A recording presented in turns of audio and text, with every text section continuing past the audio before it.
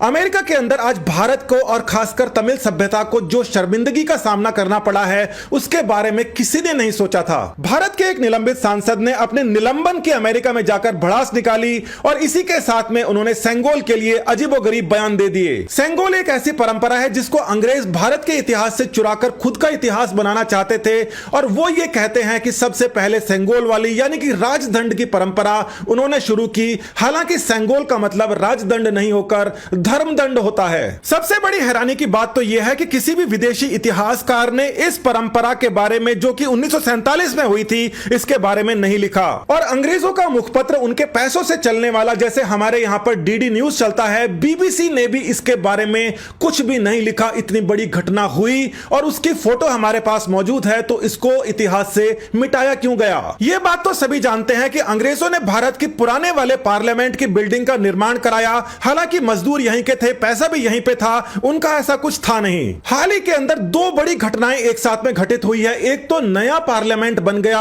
और दूसरा सेंगोल यहां पर स्थापित कर दिया। इन दोनों के साथ में क्या आपत्ति हो सकती है और सबसे बड़ी जो आपत्ति इन्होंने कही है उसके बारे में पहले जानिए। सबसे पहली आपत्ति तो यह है कि नई वाली पार्लियामेंट की बिल्डिंग को बनाने में बहुत सारा पैसा खर्च होना है। तकरीबन 970 करोड़ रुपए इसकी कुल लागत आई है, जिसको उन्होंने कहा कि यह प्रधानमंत्री का आलीशान भवन है। यह बात बिल्कुल सही है कि इसके अंदर बहुत सारा पैसा लगा है और पुरानी सरकारों के पास राफेल खरीदने के लिए पैसे नहीं थे तो वो नए सदन की आवश्यकता होने के बावजूद बना नहीं पा रहे थे। ऐसी उनकी बहुत ज्यादा मजबूरी थी। अब इस खबर के ऊपर आप नजर डालिए कि 2015 के अंदर अफगानिस्तान के एक नए सदन का उद्घाटन किया जाता है और इस सदन के लिए पैसे दिए थे इसके पहली वाली सरकार ने। 2015 के अंदर जो अफगानिस्तान में सदन बनी है उसके लिए यूपीए गवर्नमेंट ने पैसे दिए थे और उन्होंने तब पैसे दिए थे जब वो भारत के अंदर सदन बनाना नहीं चाह रहे थे। और ये पैसे कितने थे? इसका जवाब यह है कि इसके लिए कुल मिला के $90 मिलियन खर्च हुए। अगर इनको रुपयों के अंदर आप काउंट करें तो ये होते हैं 740 करोड़ रुपए से भी ज्यादा। आज के समय में तो 1000 करोड़ से ज्यादा हो जाते हैं। यानी कि 2014 से पहले तकरीबन 1000 करोड़ रुपए अफगानिस्तान की संसद पे खर्च किए जा रहे थे, मगर वो ये कह रहे हैं कि भारत की संसद को बनाने के लिए उनके पास में 900 करोड़ रुपए नहीं थे। ये बात हजम नहीं होती, कुछ और ही मामला है। 1857 की क्रांति के बाद में इंडियन नेशनल कांग्रेस नाम का एक स्टार्टअप का गठन किया जाता है अंग्रेजी प्रशासनिक अधिकारी A.O. ह्यूम के द्वारा। इनके साथ ही एक और आदमी जिनका नाम दादा भाई नारोजी था, उनका नाम भी इंडियन नेशनल कांग्रेस की स्थापना के लिए माना जाता है और इन्होंने मिलकर ही इसकी स्थापना की थी। उनके बारे में जानिए। ये जो दादा भाई नारोजी थे ये ब्रिटेन के अंदर रहा करते थे, इतना रहा करते थे वहां पर कि वो वहां पर सांसद तक बन गए। सांसद बनने के लिए आपको अंग्रेजी नागरिकता लेनी पड़ती है, ये आपको सबको पता है।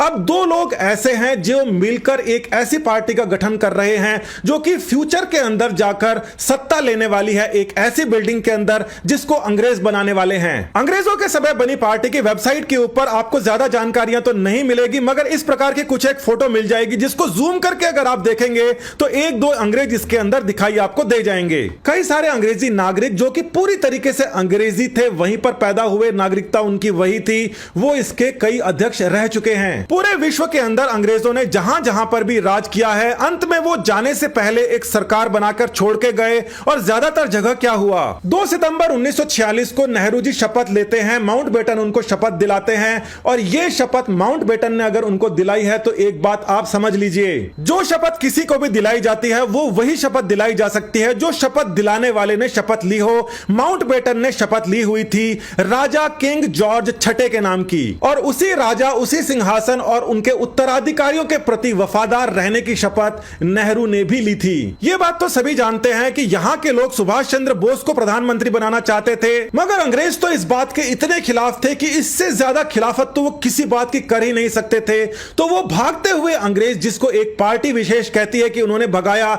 उनकी बात क्यों मानी, उनके राजा के नाम की शपथ आखिर क्यों ली? एक और ऑप्शन सरदार पटेल का था, मगर उनकी जगह भी नेहरू को प्रधानमंत्री बना दिया जाता है और उसके बाद में इनके हाथ में राजदंड को थमा दिया जाता है और इसको थमाने का काम करते हैं लॉर्ड माउंटबेटन। यानी कि यहां पर दो ऐसे आदमी हैं जो एक दूसरे को राजदंड दे रहे हैं, ले रहे हैं और इन दोनों में से कोई भी राजा नहीं है और इन दोनों ने ही असली राजा के नाम की शपथ ली हुई है। यह बात किसी भी राजा को पसंद नहीं आ सकती। जब उनको इसके बारे में पता पड़ा तो उन्होंने कहा कि ना सिर्फ इस बात को हटाओ बल्कि इतिहास के अंदर से सारी चीजों को हटा दिया जाए, मगर वो इतिहास दोबारा से आ चुका है। जिस समय भारत आजाद हुआ था और जिस समय हमारी सदन बनी थी और उससे भी बहुत पहले और उसके बाद में आज तक भी अंग्रेजों के पास में भी एक सदन है जो कि जाकर राजा को रिपोर्ट करता है। यानी कि वहां पर भी एक लोकतंत्र नाम की एक चीज है जिसको वो कहते हैं कि उसके हिसाब से चलता है, मगर वो हर हफ्ते जाकर अपने राजा या रानी जो भी तत्कालीन होता है उसको रिपोर्ट करते हैं। भारत के अंदर भी वैसी ही एक व्यवस्था को बनाने की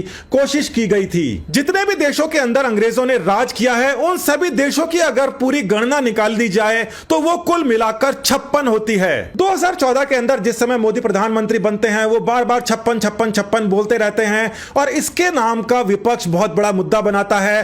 असल के अंदर आज अगर देखा जाए तो देखा जा सकता है कि वो 56 देश जहां पर अंग्रेजों ने राज किया उसके अंदर जो आज तक भी उनकी दखल चलती थी उसको हटाने के लिए शायद कह रहे थे। और प्रधानमंत्री के आने के बाद में जिस प्रकार से वो हर उस चीज को सामने लेके आ रहे हैं जिसको अंग्रेज सामने लाना नहीं चाह रहे थे, उससे बिल्कुल ऐसा ही लगता है। एक और बात के ऊपर आप ध्यान दीजिए कि आजादी के बाद से लेकर 2014 तक एक भी ऐसा बड़ा अवसर नहीं आया जब भारत ने सीधे तौर पर अंग्रेजों की यूके की अवहेलना की हो। जब रशिया का युद्ध आया यूक्रेन के साथ में, उस समय जिस प्रकार से ठेंगा दिखाया गया यह पहले सोचा ही नहीं जा सकता था और अगर यह प्रधानमंत्री नहीं होते तो शायद इस बार भी नहीं हो पाता। कुल मिला के जो परंपराएं भारत की थी जिनको चुराने की कोशिश की गई, जिनको अंग्रेजों ने कहा कि उनकी खुद की परंपरा है, असल में वो चोरी की गई परंपरा थी और भारत की परंपरा आज भारत का गौरव है। इतिहास को तोड़ना मरोड़ना अगर आपके खुद की घर की मीडिया हो तो वो चला ही आ रहा था। जब से सोशल मीडिया आई है,